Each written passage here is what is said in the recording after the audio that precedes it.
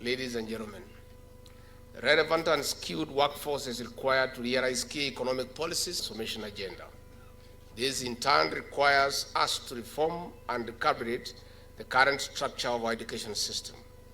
I would like to applaud the Mukurweini TTI board and the management for the tremendous work they have been doing, and especially putting Mukurweini TTI on the national map and ensuring rigorous involvement of all stakeholders in the activities of this great institution. Graduates, ladies and gentlemen, the current reforms in the education and training sector began when the Kenya Kwanza government came to power in 2022. This culminated in the appointment of the Presidential Working Party on Education Reforms, which is responsible for streamlining the implementation of the competency-based curriculum CBC and the introduction of a new financing model for public universities and TVETs. I do note with a lot of delight that Kenya Kwanza government has placed great emphasis on the link between competence-based skilling for improved employability, labor mobility, self-esteem, lifelong learning, and decent livelihood. In this regard, the government is in the process of employing 1,300 trainers in the current financial year and another 1,700 in the next financial year. As you may recall, in the Kenya Kwanza Manifesto, the government committed to construct technical and vocational colleges in the remaining 52 constituencies. To this end, I am glad to note that the government has made available a budget of 1.05 billion in the 2023/2024 financial year to construct the already has TVET institutions in all the 6 constituencies and 28 vocational training centers, or the village polytechnics as originally known, under the management of the county government. This is an enormous resource for the youth of this country. As you are aware, we have initiated a robust program for fighting alcohol and drug abuse among the youth, especially from this region.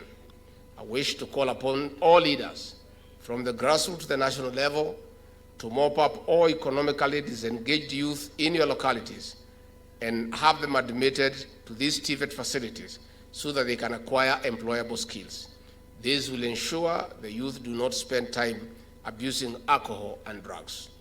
Finally, I have noted with gratitude that Mukurweini TTI is one of the colleges that have been constructed with the support from the African Development Bank, ADB, to the tune of over 500 million Kenya shillings. I have been informed that the college can accommodate over 5,000 trainees. I further note that the construction and equipment of a new phase is underway, with plans to construct and equip a mechanical engineering department. I wish to express my sincere gratitude on behalf of the government of Kenya to ADB for this gesture, and indeed for the support the bank has continued to extend to the people of Kenya, especially in key infrastructural development projects. To the graduates, the over 800 graduates graduating today, I congratulate you for your achievement.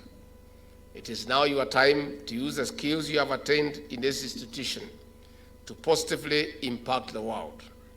Face the world confidently.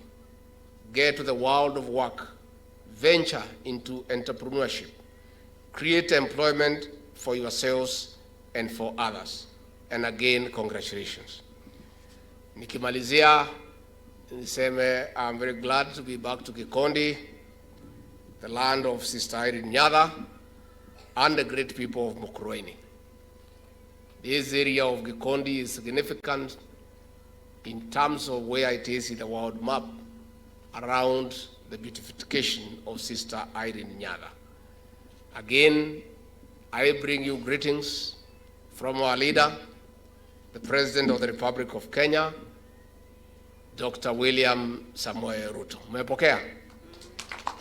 When I told the President I was coming here to preside over the first graduation, he was very elated, because way back in 2015, he came here to officiate the official opening of this great institution.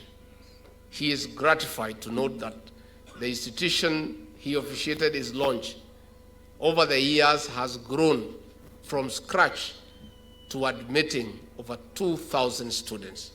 Rais wetu amesema pongezi kwa the Board of Governors and the management and the teaching staff and the people of Mukurweini for the tremendous growth of this great institution, and he has wished you well. Mimi niseme ya kwamba au maneno ya TVET is a way to go for the technological development of our country. Imparting technical skills to our young people is the right intervention towards our technological development. These young men and women who have graduated today will be very, very useful in our agenda of affordable housing. You are aware, among the 5 pillars of the Kenya Kwanza plan under President William Ruto is affordable housing. There is a debate going on when we are asking people to contribute some little money towards the House Development Fund. The affordable housing program has 2 phases. The first phase is to put up 200,000 units every year to bridge the housing gap, especially in our urban centers, so that Kenyans can live in dignity and leave the slums. But in this matter, affordable housing, the elephant in the room, the real thing is not the houses per se. It is the job opportunities that the housing program will create for our young people, especially the graduates from our TVET institutions. At an average of 8 artisans per unit, if we do 200,000 units every year, we'll be able to create about 1.6 million jobs for our young population. And that is why we want to ask all Kenyans, wherever they are, to find it important and necessary to contribute to the housing fund, which is not a tax but a saving, to create employment for our young people. So I want to assure the graduates here today that as we continue to implement the affordable housing program, the picture ahead for you is rosy.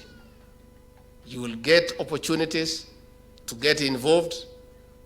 Those who have done building, engineering, those who are architects, those who are quantity surveyors, those who are artisans with certificates, and all other forms of technical qualification, that there will be sufficient opportunities for you in the affordable housing scheme so that you are gainfully employed and you can use the skills not only to develop your country, but to advance yourself as a Kenyan towards the future. And I want to say that this TVET program, had it not been for bad politics that came in after the March 18 handshake, we would be very far. The TVET program was being championed by President William Ruto as Deputy President then. It was through his personal initiative, commitment, resolve, focus, and hard work that TVETs were established in 3/4 of our constituencies across the country. But when bad politics came in, and it was decided that it was fashionable then to clip the wings of Dr. William Ruto, Deputy President then, one of the most stupid strategies that was hashed was to interfere with the growth of TVETs as a way of clipping his wings. In the process, they denied young people an opportunity to acquire skills that are necessary for their advancement. They denied young people an opportunity to acquire skills that are necessary for their advancement and their growth and their future. Luckily, they did not succeed in stopping Dr. William Ruto. So luckily, for TVETs and all young Kenyans who want to go through TVETs. Worked on it from the time he was Minister for Higher Education as Deputy President.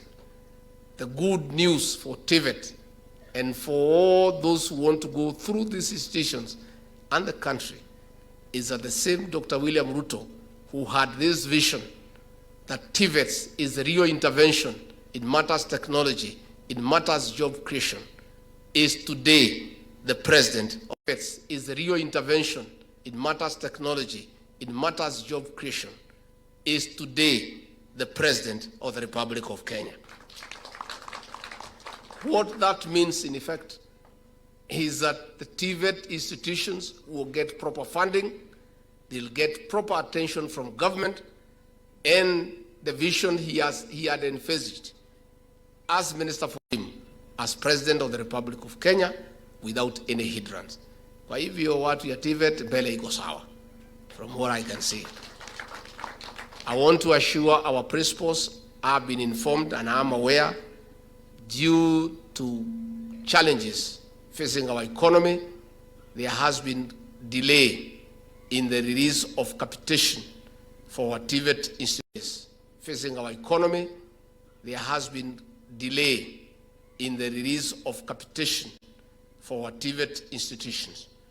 When I get to Nairobi later this evening, I'll be able to have an urgent meeting with Professor Dungu, the Cabinet Secretary for the National Treasury, so that we can agree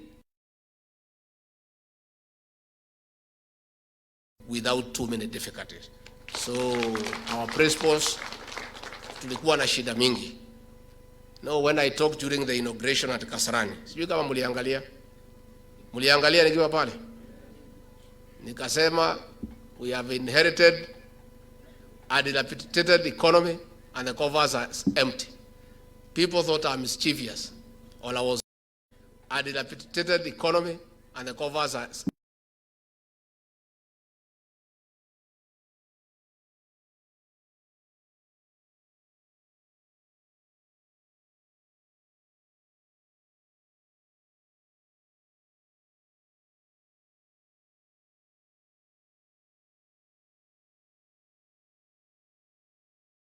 because it is not sustainable. So we have to pay our salaries, we have to fund our current budget from our own revenue.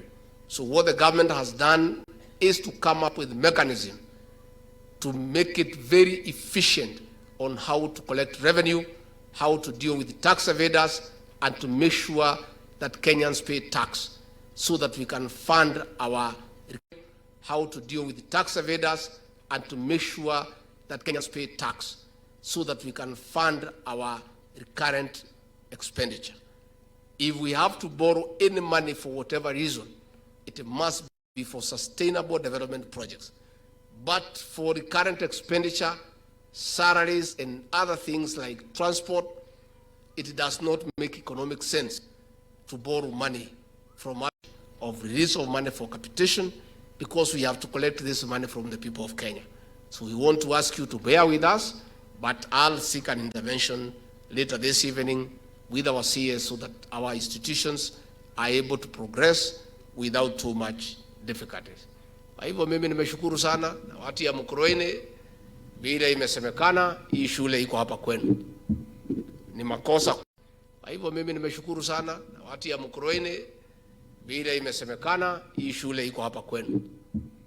Ni makosa kubwa ya kwamba tukiwa na wanafunzi 2,000 na hii shule iko hapa nje kwenu, watu wa Mukurweini muko 200. Hao wengine 1,800 wametoka kwingine, na ni sawa, lakini kwa sababu iko capacity ya 5,000 kaiweka uma kanako egemi yanagelia. Sasa hii shule inajulikana. In fact, this great county of Nyeri, because I come from here, and I'm very proud to come from here, and I have no apologies to make to anybody. There's a land of freedom fighters, the land of heroes, and I have no apologies to make to anybody. There's a land of freedom fighters, the land of heroes, the land of straight shooting people, the lands of courageous people, the land that has no time for cowards. We in this great county are very proud of two things from Mukurweini. The success of this enrollment, it has put Nyeri in the national map. We are very proud of this institution. Number two, we are very proud of the success of Mukurweini Dairy Farmers Organization. It is a success story. If there are two lessons, anybody asks me, where can I learn? It is a success story. If there are two lessons, anybody asks me, where can I learn great lessons about how to manage milk and the dairy sector? I say, go to Mukurweini. Another lesson is how to grow and build a working TVET institutions. Come to Mukurweini.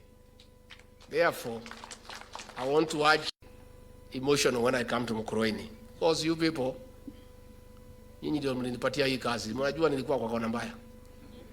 Si mnajua pale watu walikuwa wananisukuma. Mkanipatia hii kazi. And I really needed this job. So I'm very grateful.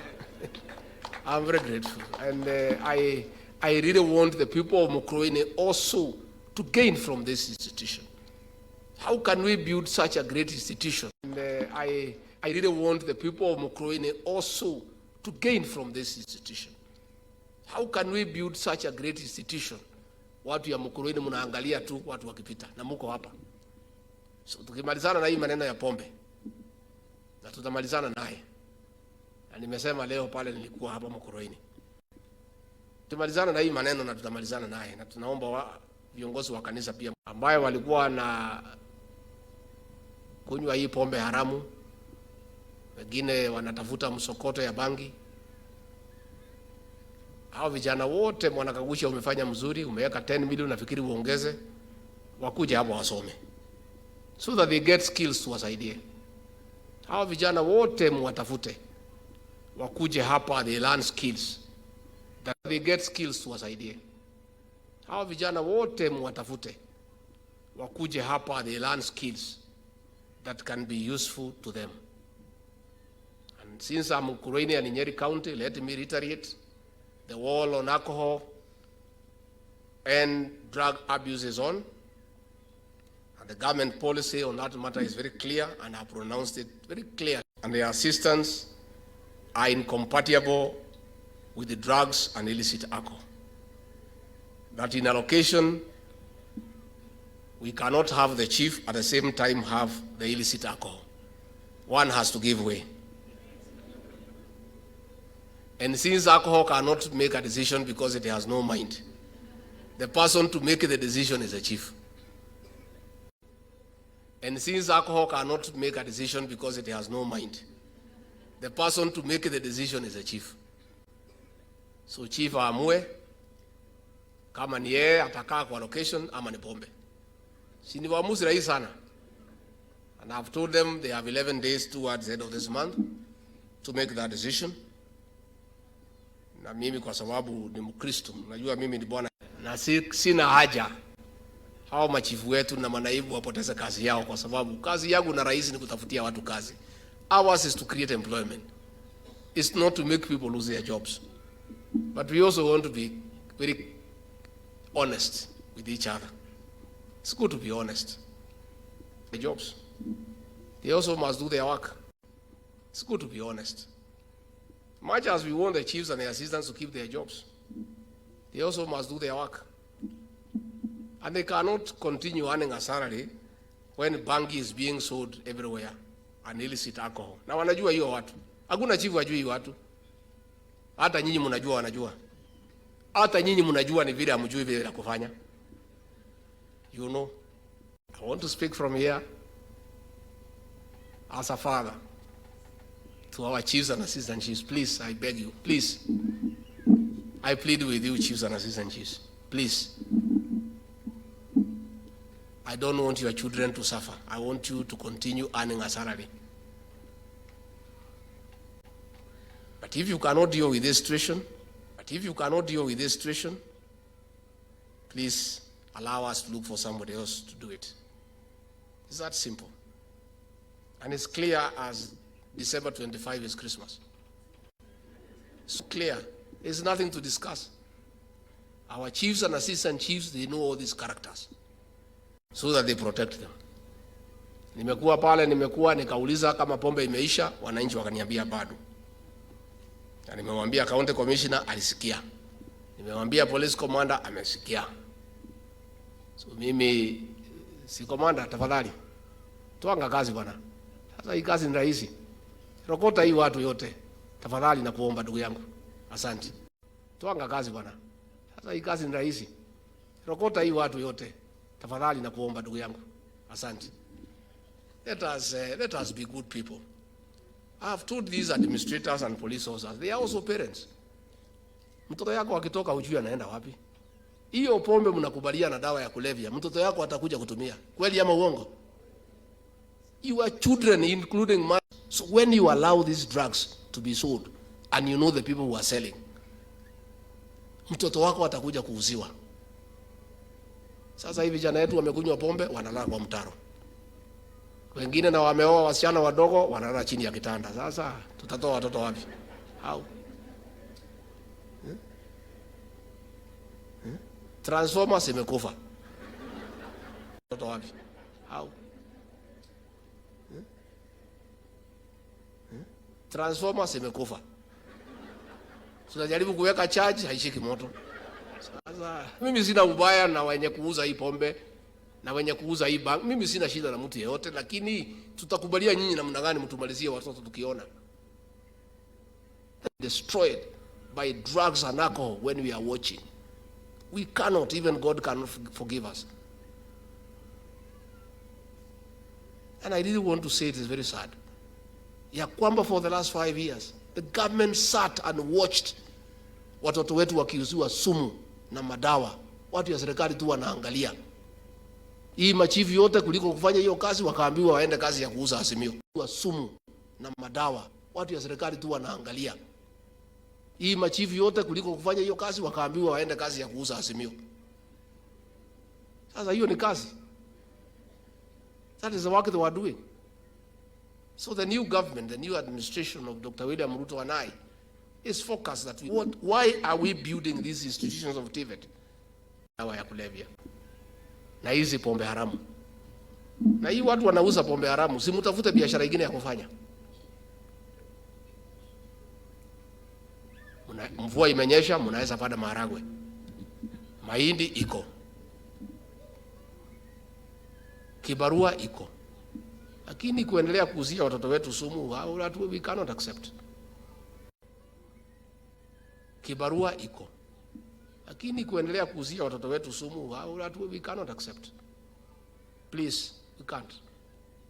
Our police officers, our chiefs, please, I request you, with a lot of humility and tremendous respect, I respect you and your jobs. Please do the right thing. Let us protect our young generation. Kwa hivyo mimi nimeshukuru kufika hapa. Sema ati nipange bashi. Sasa hii mambo ya bashi, mtaenda kufanya kazi ama mtaegea mambo ya bashi? Mnataka bashi? Amwende nyumbani leo? O muko area? So nipanga maneno? Amwende nyumbani leo? O muko area? So nipanga maneno?